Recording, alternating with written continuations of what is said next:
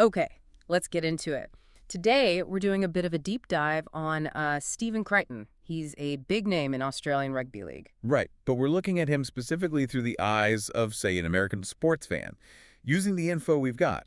Exactly. The mission here is to pull out the key bits from the sources. What makes this guy stand out? What are his skills, his impact, and, translate it. Make it make sense if your main sports are NFL or NBA. And he's got an interesting background, right? Born in Samoa, grew up in New Zealand and Australia, big success with Penrith.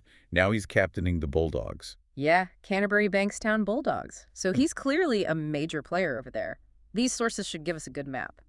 Well, the first thing that really jumps out, especially for someone maybe not super familiar with NRL, is his clutch performance. Yeah, I saw that. The sources kept mentioning him scoring tries in 4 straight grand finals. Seriously, think about that. It's like scoring the winning touchdown in 4 Super Bowls in a row, the crucial points in 4 NBA finals. That kind of consistency on the biggest stage, that tells you a lot right away about his mentality, his talent when the pressure's highest. Totally. And then you see the physical side. The sources list him, 193 centimeters? That's about 6'4", and nearly 100 kilos. So a big dude. A big dude, yeah. But the sources also emphasize his speed and how he reads the game. So he's not just size. He's a threat to score, but also like a defensive anchor. Kind of makes you think of maybe a versatile NFL player, like a top wide receiver who's also maybe crucial on special teams, making plays everywhere. That's a decent comparison. Yeah. And this leadership thing is huge, too. He was made captain of the Bulldogs at just 23. 23, that's young for a captain role, especially for a team needing a turnaround. Right. And the articles credit him with really changing the team's culture, helping them improve significantly. It reminds you of those young quarterbacks or maybe point guards who just lift the whole franchise, Yeah. Setting a standard. Exactly. Not just by playing well, but bringing that energy. Yeah. So, digging a bit deeper into his actual skills, the sources talk about this blend of physicality and finesse. Yeah, one piece described it almost like an NFL tight end's frame, but with the agility of, say, a basketball guard. Yeah.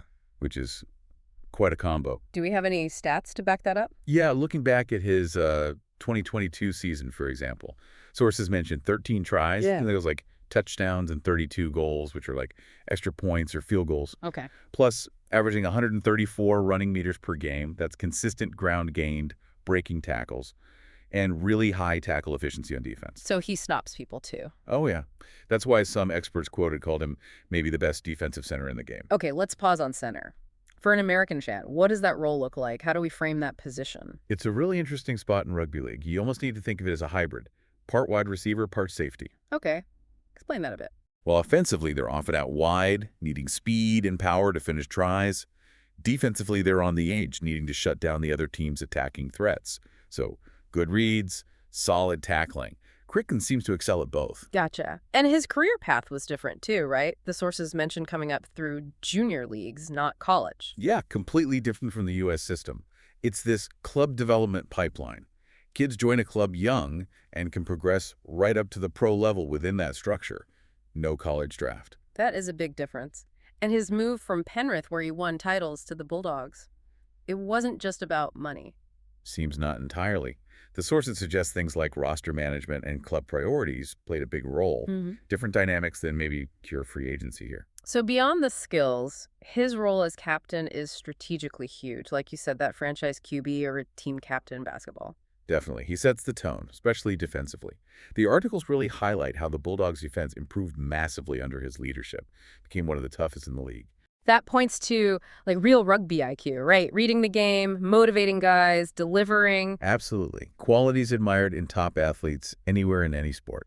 So wrapping this up, for an American sports fan, what's the takeaway on Stephen Crichton? I think his story, based on these sources, just shows how sporting greatness looks similar across the globe, even in different codes. You've got athleticism, leadership, that clutch factor.